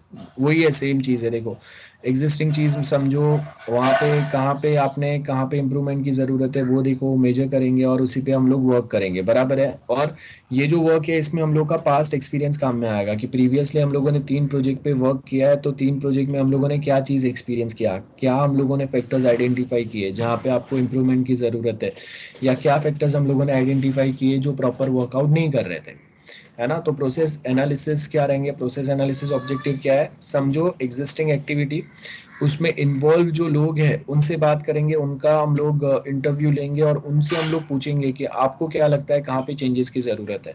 दो अलग अलग project अगर बनाए थे यूजिंग द सेम प्रोसेस, तो वो दोनों में आपको क्या एक्सपीरियंस मिला, तो दोनों में से कौन से प्रोजेक्ट के लिए आपका ये वाला जो प्रोसेस है वो प्रॉपर था, और कौन से टाइप के प्रोजेक्ट्स बनाने के लिए आपको यहाँ पे प्रोसेस में इम्प्रूवमेंट की ज़रूरत है। ये सारे पॉइंट्स के ऊपर हम लोग फोकस करेंगे। सो यहाँ पे अगर आप देखेंगे, publish the process model and process standard. It is always best to start the process analysis with existing model. मतलब आपके पास अभी जो लोग हैं और वो जो सॉफ्टवेयर पे काम कर रहे हैं या जो टाइप के प्रोजेक्ट्स पे काम कर रहे हैं, वो ही सिमिलर प्रोजेक्ट्स पे अभी हम लोग नए वे में अगर डेवलपमेंट अप्लाई करेंगे तो उसका रिजल्ट क्या आ रहा है, वो सिमिलर टाइप का प्रोजेक्ट जब हम लोग कोई एक नया SDLC यूज करके अगर बनाएंगे तो वो कितना कम या ज़्यादा टाइम में बन रहा है वो हम लोग देखेंगे। सो इसके लिए क्या होगा, क्वेश्चंस हम लोग प्रिपेयर करेंगे और ये क्वेश्चंस हम लोग अपने जो डेवलपर्स, डिजाइनर्स, टेस्टर्स है उनसे पूछेंगे, तो मतलब इंटरव्यू होगा उनका। और वो इंटरव्यू में उनके क्या आंसर्स है, बराबर है, उनका क्या एक्सपीरियंस है, उनका क्या थिंकिंग है, जो प्रैक्टिकली वर्क कर रहे हैं ये देखेंगे। और and at same point of time ethnographic analysis, मतलब आप देखो कि अगर हम लोग इंडिया में हैं तो इंडिया में अभी जावा या PHP बहुत ज़्यादा पॉपुलर है, तो यहाँ के लोगों को वो उससे बहुत ज़्यादा कंफर्टेबल है वो। तो आप अगर यहाँ पे अगर उनको बोलेंगे कि ओके आप यही वे में अगर वर्क करें तो वो ज़्यादा बेटर वे में वर्कआउट कर पाएंगे। So sometimes it might possible ना कि हम लोग के पास इंडिया में जो डेवलपर्स है they are more comfortable with PHP language, because ये बहुत ज़्यादा पॉपुलर है। तो हर कोई पहले PHP सीखता है या हर कोई पहले जावा सीखता है, और उसके साथ में ये वाले जो कोई फ्रेमवर्क्स है वो भी बहुत इजीली मार्केट में अवेलेबल है, तो हम लोग उसके उस पर वर्कआउट कर सकते हैं, है ना। तो ये आपके एथनोग्राफिक एनालिसिस रहेंगे। सो एस्पेक्ट्स ऑफ प्रोसेस एनालिसिस क्या बोला है, अडॉप्ट करेंगे हम लोग नए क्वालिटी स्टैंडर्ड्स को, और जहाँ पे ज़रूरत है वहाँ पे हम लोग उनमें इम्प्रूवमेंट्स लाएंगे। सॉफ्टवेयर इंजीनियरिंग प्रैक्टिसेस चलेंगे। इंजीनियरिंग प्रैक्टिस का मतलब क्या है, कोई एक चीज़ अगर प्रॉपर नहीं है तो उसको देखो, समझो, और कहाँ पे हम लोग उसको और बेटर बना सकते हैं वो हम लोग बताएंगे। Trial, testing and modification. Then organisation के वापस कुछ रूल्स कंडीशंस भी रहेंगे, उसको फॉलो करते हुए हम लोग को करना है। For example, if the process involvement dealing with classified material, there may be activities in the process to check that classified information is not included in any material due to be released to external organization। तो आपको ये देखना है कि organisation के constraints क्या है, minimum क्या लेवल के चेंजेस आप अप्लाई कर सकते हैं। आपको एक्सटर्नली अगर कोई एक चीज़ अगर डिलीवर करना है, सोर्स कोड भी देना है, तो वो टाइम पे ये प्रोसेस फॉलो करके अगर हम लोग काम करेंगे तो वो चलेगा क्या। और आप ये सेम प्रोसेस को डिप्लॉय करने वाले कोई दूसरे कंट्री में, तो वो जो कंट्री में आप डिप्लॉय करने वाले हैं वहाँ पे मोस्ट ऑफ लोग जो है वो मैक ओएस पे काम कर रहे हैं इंस्टेड ऑफ विंडोज ओएस। तो वो टाइम पे वो जो एनवायरनमेंट में जो टेक्नोलॉजी पे वो काम कर रहे हैं वहाँ पे आपका ये सेम प्रोसेस से बना हुआ सॉफ्टवेयर उतना ही सेम रिजल्ट देगा क्या? नहीं देगा।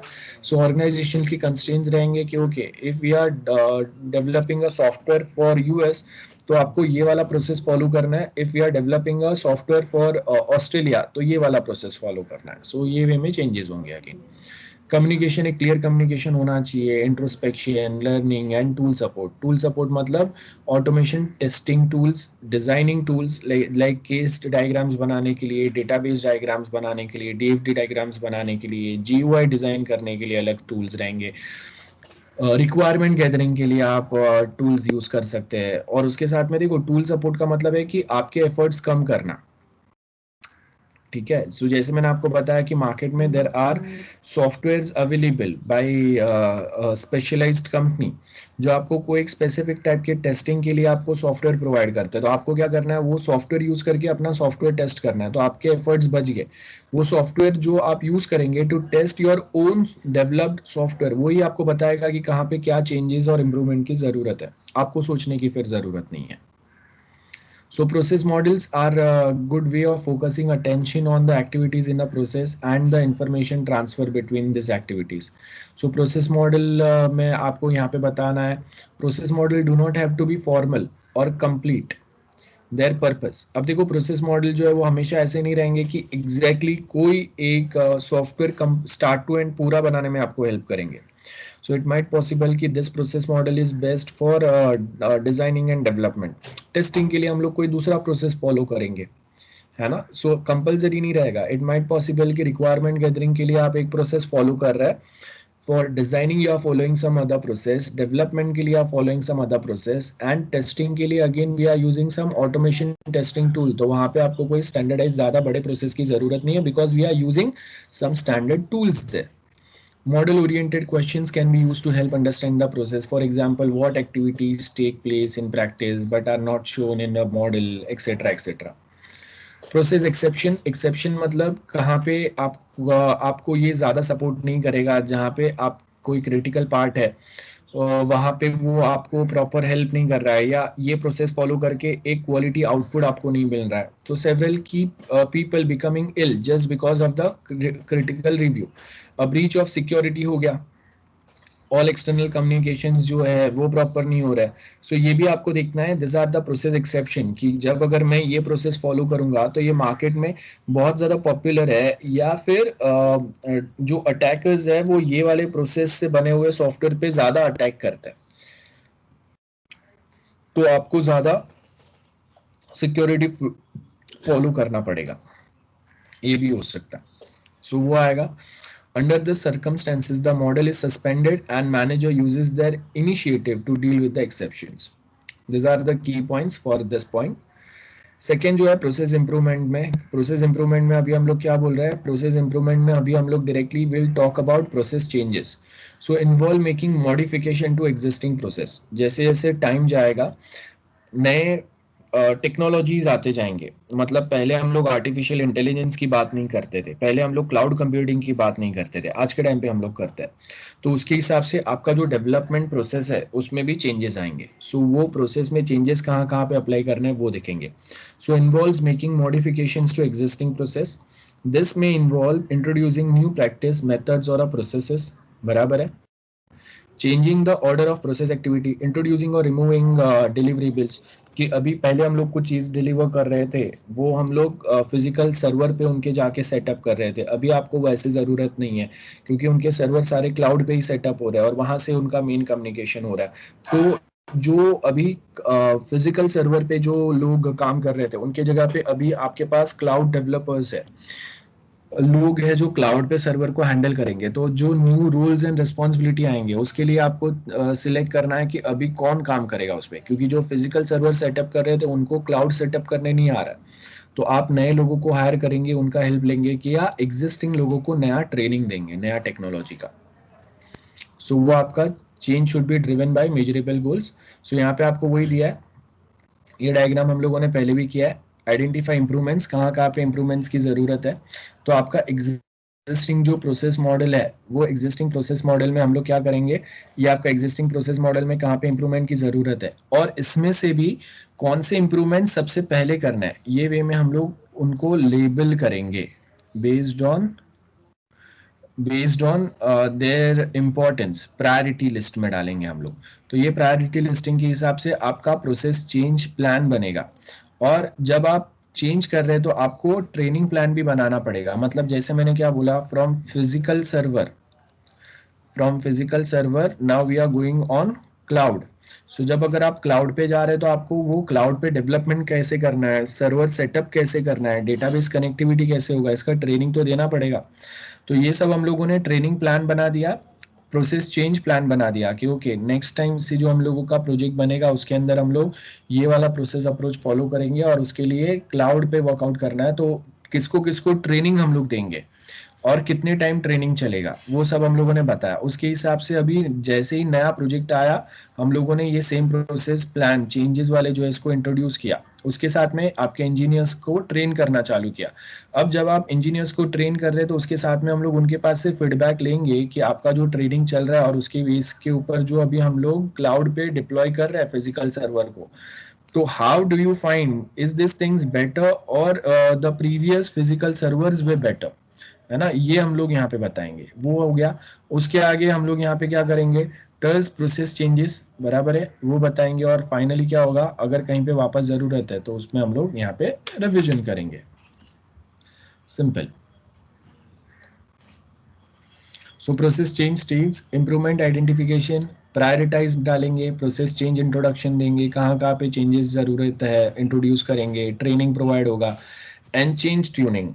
चेंज ट्यूनिंग मतलब कभी भी अगर हम लोग देखेंगे वो जो भी चेंजेस होता है आपके प्रोसेस में, डेवलपमेंट में, वो कभी भी 100% परफेक्ट नहीं रहता है। धीरे धीरे कहीं ना कहीं आपको पता चलेगा कि हाँ कहीं पे कोई चीज बेटर हो रहा था, कहीं पे कोई चीज बेटर हो रहा है, कोई चीज बेटर नहीं हो रहा है। तो आपको यही देखना है कि आप जब प्रोसेस चेंज करते हैं तो आपके जो क्रिटिकल फैक्टर्स है आपके प्रोजेक्ट स्पेसिफिक, वो क्रिटिकल फैक्टर पे चीजें कैसे रिएक्ट कर रहे हैं उस पे आपका मेन फोकस होना चाहिए। ओके। तो अब कभी कभी क्या होता है, कोई कोई जो इंजीनियर्स होते हैं या कोई कोई इंस्टीट्यूशन या ऑर्गेनाइजेशन रहते हैं, they are very resistant to changes. मतलब they don't like changes, they find कि ओके भाई मैं बहुत टाइम से कर रहा हूँ ये प्रोसेस से, मेरा काम अच्छा चल रहा है, मुझे ना नए ट्रेनिंग की ज़रूरत है, ना नए टेक्नोलॉजी पे वापस मेहनत करने की ज़रूरत है, एक्स्ट्रा एफर्ट्स डालने की मुझे रिक्वायरमेंट नहीं है, मेरा कंपनी एक्स्ट्रा मुझे पे नहीं कर रहा है ना, अलग से हम लोगों को कोई इंसेंटिव्स मिलेंगे अगर हम लोग नए टेक्नोलॉजी सीखेंगे तो भी, ना हम लोगों को इन बोनस मिलेंगे, ना हम लोगों को प्रमोशंस मिलेंगे। सो इससे क्या हो रहा है कि जो मॉरल जो होता है ना लोगों का वो डाउन जाता है। तो यहाँ पे हम लोग क्या बोल रहे हैं, we have project manager which are often resist process change because any innovation has unknown risk associated with that, and those risks might come from the developer, designer or from the technology itself। तो हम लोग को नहीं पता है तो हम लोग क्या बोलेंगे कि भाई अभी हम लोग का काम बहुत अच्छे से चल रहा है, यहाँ पे हम लोग को एग्जैक्टली पता है कि कहाँ पे क्या प्रॉब्लम है और कहाँ कैसे कौन से प्रॉब्लम को सॉल्व करना है। तो हम लोगों को चेंजेस की ज़रूरत नहीं है, जैसे चल रहा है वैसे चलने दो। हम लोग अपने क्लाइंट को बहुत इजीली चीज़ें प्रोवाइड कर रहे हैं। नया प्रोसेस लाएंगे उसमें हम लोग के डेवलपर्स उसके साथ कंफर्टेबल हो पाएंगे नहीं, और जब अगर होंगे तो भी उसमें क्या प्रॉब्लम्स आएंगे, क्लाइंट एंड पे जाके वापस क्या प्रॉब्लम आएंगे, ये कुछ हम लोग को पता नहीं है। तो हम लोग वो चेंजेस अप्लाई नहीं कर रहे हैं।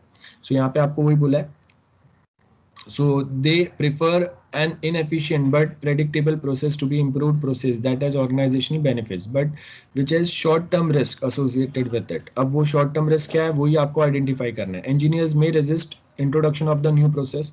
अब आप देखो, आप बहुत मेहनत करके 2 साल मेहनत करके आप PHP सीखे हैं सपोज डेवलपमेंट पे, प्रोसेस चेंज हो गया। प्रोसेस चेंज क्या बोलता है कि अभी जो नए टेक्नोलॉजीज है वो आप पाइथन सीखेंगे ना तो उससे बेटर होगा। तो मतलब आप जो PHP सीखे और उसकी जो मेहनत है वो तो आपके फेल हो गए अभी, क्योंकि उसका एक्सपीरियंस है आपके पास, लेकिन जितने एफर्ट से जितने ईज से आप PHP पे डेवलपमेंट कर पा रहे हैं उतने ईज से अभी आप पाइथन पे नहीं कर पाएंगे, क्योंकि वो आपने सीखा नहीं है, आपको वापस वो सीखना पड़ेगा। उस पे चीजें कैसे करने हैं वो सीखना पड़ेगा, उसका फ्रेमवर्क सीखना पड़ेगा, बाद में जाके वर्कआउट होगा। तो ये क्या है, अभी कोई एक चीज मुझे इन एंड आउट सब पता है, उसमें कहाँ पे एरर आएगा वो मुझे पता है, कौन से एरर को कैसे सॉल्व करना है ये सब मुझे पता है। लेकिन अब जब मैं अगर नया टेक्नोलॉजी यूज करूंगा, नया फ्रेमवर्क यूज करूंगा, या प्रोसेस इंप्रूव कर रहे हैं हम लोग, तो वो टाइम पे वो नए ट्रेनिंग लेने पड़ेंगे, वापस वो नए ट्रेनिंग में जो नए लैंग्वेज यूज करेंगे उसमें बैठ के वापस अलग अलग एरर आएंगे, तो कैसे सॉल्व करना है उसमें 2 3 4 घंटा निकालो, है ना, ये सब चेंजेस आएंगे। सो चेंज परसिस्टेंट होता है, मतलब the problem of change is being introduced then subsequent discarded is a common one.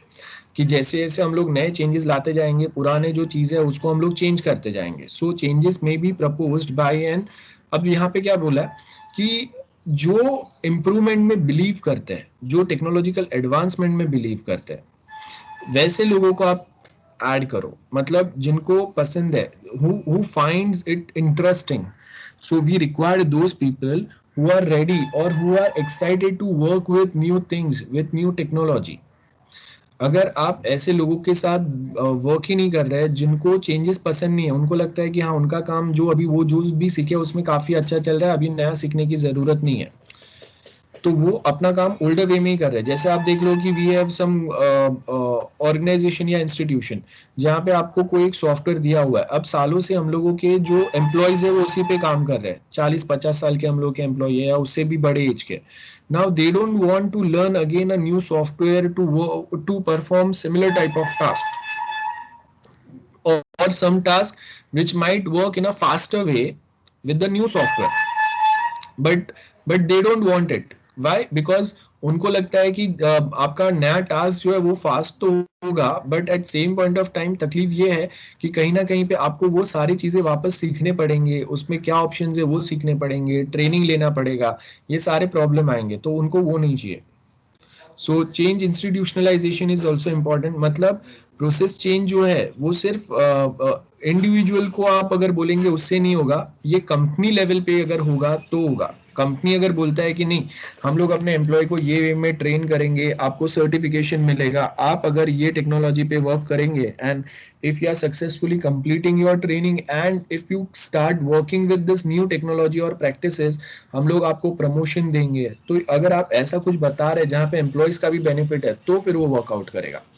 So continuous maturity model framework है। कंटिन्यूअस मैच्योरिटी मॉडल वो क्या है, जहाँ पे हम लोग खुद के पास्ट एक्सपीरियंस के बेस के ऊपर चीजों को और रिफाइन करेंगे और बेटर बनाएंगे। That is what we mean by continuous और कैपेबिलिटी मैच्योरिटी मॉडल।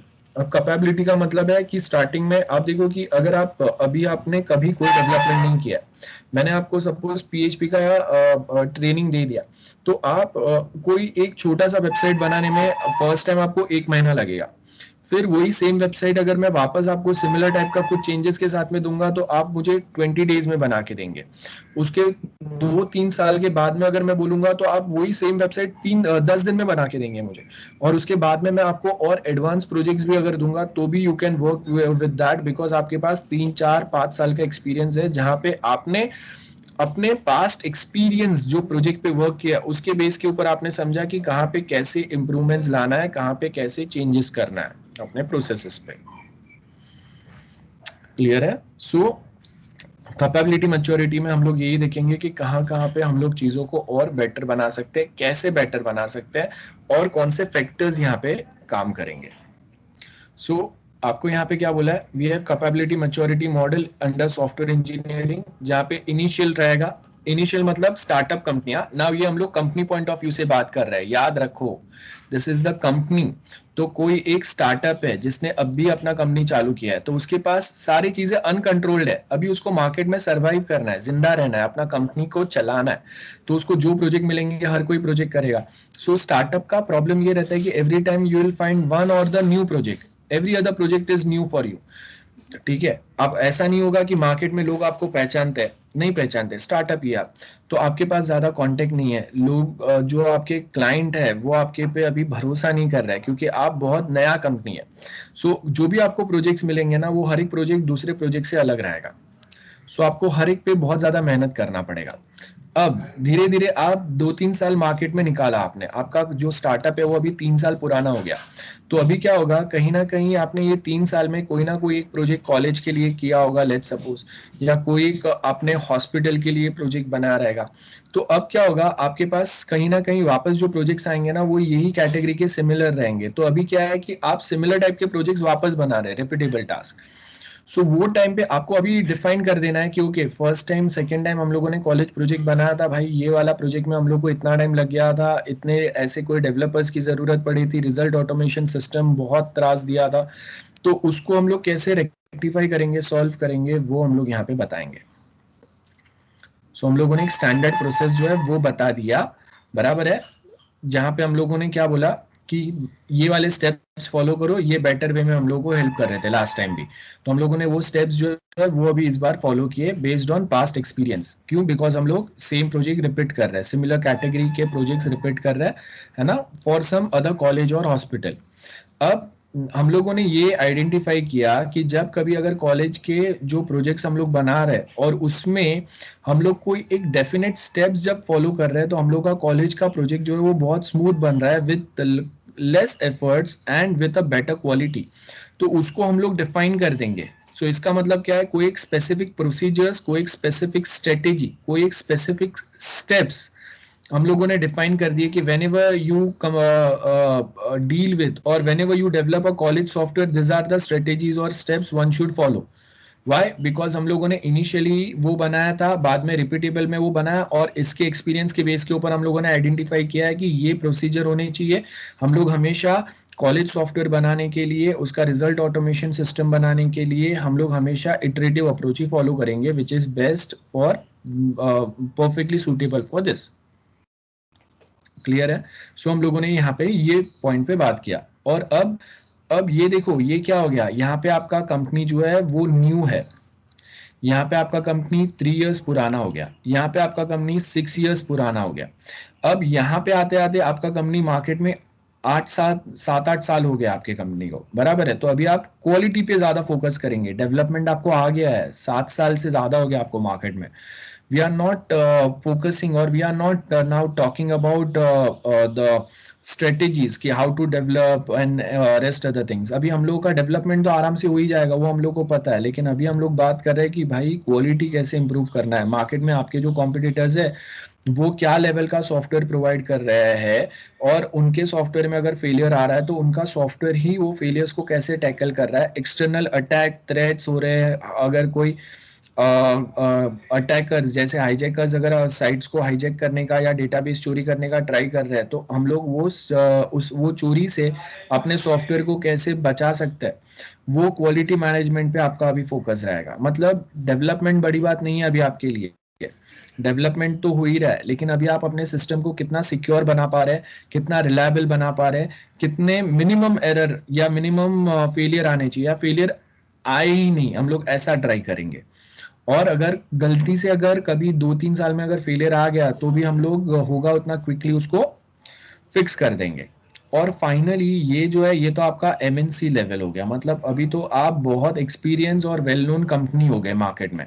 तो वहां पे अभी आप जो आपका कंपनी जो है ना वो एक ऑप्टिमाइजेशन स्टेप्स फॉलो करेगा, जहां पे अभी क्वालिटी भी आपको पता है, क्या लेवल का क्वालिटी लाना है, कैसे डेवलप करना है, ये सब कुछ हम लोग को पता है।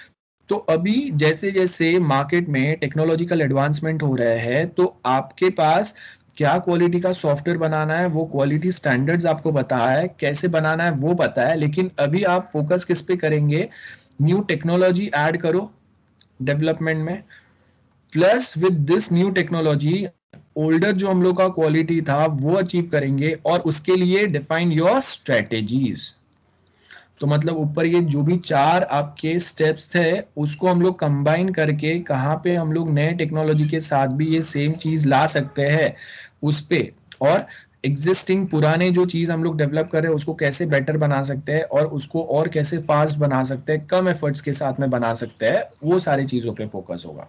सो ये आपके 5 लेवल्स है, 5 स्टेप्स है। याद रखो, यहाँ पे हम लोग कंपनी लेवल की बात कर रहे हैं। प्रोसेस मैच्योरिटी मॉडल मतलब आपकी कंपनी को आपको मैच्योर बनाना है।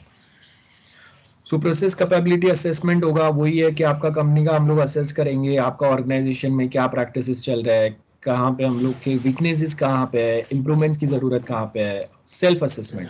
सो कैपेबिलिटी मैच्योरिटी मॉडल क्या बोल रहा है, एन इंटीग्रेटेड कैपेबिलिटी मॉडल है, जहाँ पे हम लोग सॉफ्टवेयर सिस्टम इंजीनियर सब साथ में मिलके कहाँ पे हम लोग असेस करेंगे कि कहाँ पे ज़रूरत है चेंजेस की। Now stages where model is expressed in terms of capability level और कंटिन्यूस, कहाँ पे हम लोग को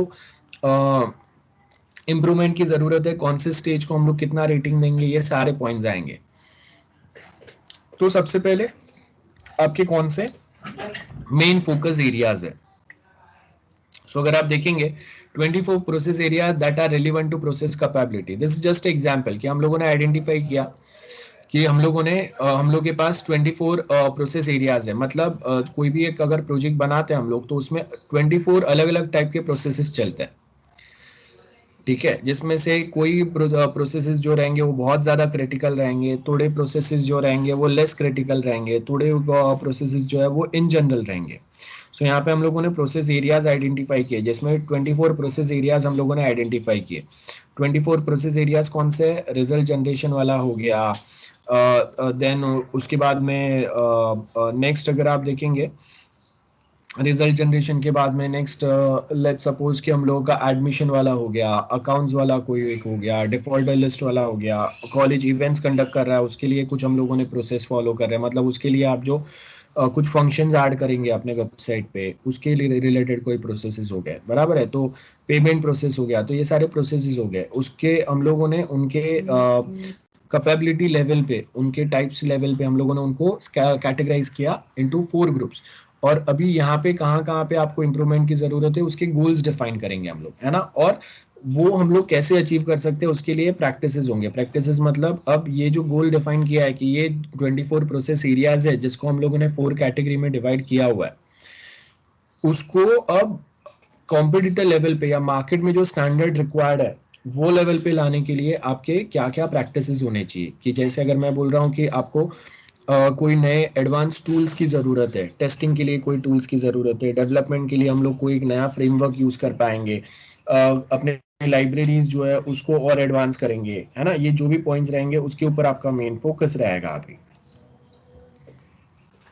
सो process areas, as you can see process measurement आएगा, ऑर्गेनाइजेशन प्रोसेस डेफिनेशन बनाएंगे, वो प्रोसेस के ऊपर फोकस करो, ट्रेनिंग प्रोवाइड करो, ट्रेनिंग के बाद में जब अगर हम लोग वर्क कर रहे हैं उस पर तो आप परफॉर्मेंस मेजर करो कि हाँ आप पुराने जो वे में वर्क कर रहे थे वो सिमिलर लेवल का परफॉर्मेंस यहाँ पे भी अचीव हो पा रहा है या नहीं, है ना। देन उसके आगे फिर हम लोग क्या करेंगे, ऑर्गेनाइजेशनल इनोवेशन, मतलब आप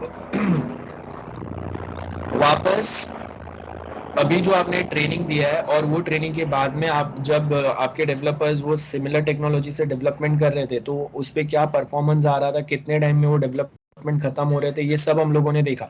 तो अब वहाँ पे कहाँ कहाँ पे इनोवेशन की ज़रूरत है ना, और कहाँ पे हम लोग नए डिप्लॉयमेंट कर सकते हैं, मतलब अलग से कोई दूसरे इंजीनियर्स को हम लोग ला सकते हैं, उनको कोई दूसरे प्रोजेक्ट पे हम लोग रखेंगे सो दैट वहाँ से हम उनको वो एक्सपीरियंस मिल पाए, ये सारे पॉइंट्स होगा। देन उसके आगे प्रोजेक्ट मैनेजमेंट में हम लोग क्या बात करेंगे, प्लानिंग आएगा, मॉनिटरिंग कंट्रोल आएगा, देन सप्लायर अग्रीमेंट बनेंगे कि एटलीस्ट ये लेवल ये क्वालिटी का जो सॉफ्टवेयर है वो तो आपको डिलीवर करना ही पड़ेगा। इंटीग्रेटेड प्रोजेक्ट मैनेजमेंट मतलब हर एक लोग कैसे आपस में साथ में मिलके कोई एक फाइनल प्रोजेक्ट डेवलप करने में हेल्प करेंगे, सबके एफर्ट्स जब साथ में आएंगे तो आपने कुछ एक पार्ट बनाया उसको आप कैसे इंटीग्रेट करेंगे जो दूसरे डेवलपर ने बनाया हुआ है या दूसरे कोई टीम ने बनाया हुआ है पार्ट के साथ में। Plus at same point of time जब हम लोग टेक्नोलॉजिकल एडवांसमेंट कर रहे हैं, प्रोसेस इंप्रूवमेंट कर रहे हैं, तो कहाँ कहीं ना कहीं रिस्क तो आएंगे, तो identify those risk, that is the most important part. If we are not be able to identify those risk that will create again a problem. और उसके साथ में क्वांटिटेटिव प्रोजेक्ट मैनेजमेंट आएगा। क्वांटिटेटिव मतलब कितने प्रोसेसेस कितने फंक्शंस आप कितने क्विकली बना पा रहे हैं या कितने बेटर वे में बना पा रहे हैं यूजिंग दिस टेक्नोलॉजी। इंजीनियरिंग मतलब रिक्वायरमेंट मैनेजमेंट प्रॉपर होगा। रिक्वायरमेंट मैनेजमेंट का मतलब है requirement gathering, analysis and feasibility study. Then उसके बेस के ऊपर आपके डिजाइन बने, बाद में आप वो रिक्वायरमेंट को डेवलप कर रहे हैं, अब ये रिक्वायरमेंट को डेवलप करने के लिए कितने अलग अलग टेक्निकल सोल्यूशन आपके पास अवेलेबल है। मतलब ये सेम चीज़ अगर मुझे मोबाइल से बनाना है तो मोबाइल के लिए मेरे पास कोई रेडी एपीआई अवेलेबल है, कोई फ्रेमवर्क अवेलेबल है। अगर मुझे क्लाउड पे बनाना है तो उसके लिए मेरे पास अमेजोन क्लाउड सर्विस अवेलेबल है, माइक्रोसॉफ्ट का अजर सर्विस अवेलेबल है, आई क्लाउड का कोई एक सर्विस अवेलेबल है। तो उसमें से बेस्ट सूटेबल मेरे लिए कौन सा रहेगा। देन जब मैं एक वेबसाइट बना रहा हूँ, एक मोबाइल ऐप बना रहा हूँ और वो दोनों के लिए एक सिंपल क्लाउड सर्विस दे रहा हूँ, तो ये तीनों को जब आपको आपस में इंटीग्रेट करना है, कनेक्ट करना है, जिससे वेबसाइट से अगर मैं कुछ डेटा दूं तो वो क्लाउड पे जाके अपडेट हो सके, मोबाइल से कुछ दूं तो भी वो क्लाउड पे जाके अपडेट हो सके, और क्लाउड से अगर कुछ इंटीमेशन आता है तो वो मोबाइल और वेबसाइट दोनों पे आए, तो वो इंटीग्रेशन कैसे होगा, वेरिफिकेशन वैलिडेशन प्रोसेस कैसे होगा। बराबर है। वेरिफिकेशन प्रोसेस में क्या आएगा, डिजाइनिंग, रिक्वायरमेंट गैदरिंग, ये सब मैच होना चाहिए जब आप डेवलप करेंगे। और वैलिडेशन में क्या आएगा, टेस्टिंग वाले पार्ट आएंगे। सपोर्ट का मतलब है कि once we are done with the development and testing part, उसके बाद में आपको अभी ये कौन से बेस्ट ऑपरेटिंग सिस्टम के ऊपर ये वर्कआउट हो पाएगा, मिनिमम हार्डवेयर कॉन्फ़िगरेशन क्या रहेगा, कितना फास्ट इंटरनेट की ज़रूरत है, उसके साथ में कोई अलग से स्पेसिफिक सॉफ्टवेयर या पैकेजेस की ज़रूरत है क्या, है ना, वो आएगा कॉन्फ़िगरेशन मैनेजमेंट। मतलब hardware software configuration with specific minimum software और browser which are required with minimum hardware supportability, है ना, वो सब यहाँ पे पॉइंट्स आएंगे। Then process and product quality management, measurement and analysis, decision analysis and resolution. So decision analysis मतलब finally आपने अभी ये जो भी प्रॉब्लम्स आइडेंटिफाई किए, आपका करंट जो सॉफ्टवेयर बना है उसको आपने मेजर किया, तो उसके बेस के ऊपर हम लोग यहाँ पे कहाँ पे बोल सकते हैं कि कहाँ पे आपको अगेन अभी प्रोसेस इंप्रूव करने की या बेटर बनाने की ज़रूरत है, उसके बेस के ऊपर डिसीजन एनालिसिस एंड रिजोल्यूशन चलेगा। मतलब अभी आप ये न्यू टेक्नोलॉजी के साथ वर्क करेंगे तो आपको कितना एक्स्ट्रा एफर्ट्स या ट्रेनिंग प्रोवाइड करना पड़ेगा, उसके रिस्क क्या हो सकते हैं, पुराने जो हम लोग के सिस्टम्स या प्रोसेसेस थे उसके रिस्क क्या थे, उसमें डेवलपमेंट टाइम कितना लग रहा था, उसमें आपको कितने एफर्ट्स लगने पड़ रहे थे, अब नए टेक्नोलॉजी के हिसाब से वो आपके एफर्ट्स कितने लेवल तक कम हो रहा है ना, ये सब इसमें आएगा। एंड कैजुअल एनालिसिस का मतलब है कि हम लोग आपस में जो हम लोग के टीम मेंबर्स कलीग्स है, सो एक इनफॉर्मल मीटिंग होगा जहाँ पे हम लोग without official giving a statement हम लोग इन जनरल बात कर सकते हैं कि भाई नहीं ये ट्रेनिंग नहीं हो रहा है, बहुत डिफिकल्ट पड़ रहा है, एरर आते हैं तो इजीली सॉल्व नहीं कर पा रहे हैं, पहले वाला हम लोग का बेटर था, उसी में हम लोग थोड़ा मेहनत करके ये सेम लेवल का क्वालिटी अचीव कर पाएंगे, वो आपका कैजुअल एनालिसिस हो गया। Goals associated with the practices, तो देखो मैंने कैपेबिलिटी मैच्योरिटी मॉडल, आप एक स्टार्टअप कंपनी से मल्टीनेशनल कंपनी बनने तक आपको क्या स्टैंडर्ड प्रोसेस स्टेप्स फॉलो करने रहेंगे वो हम लोगों ने समझा है।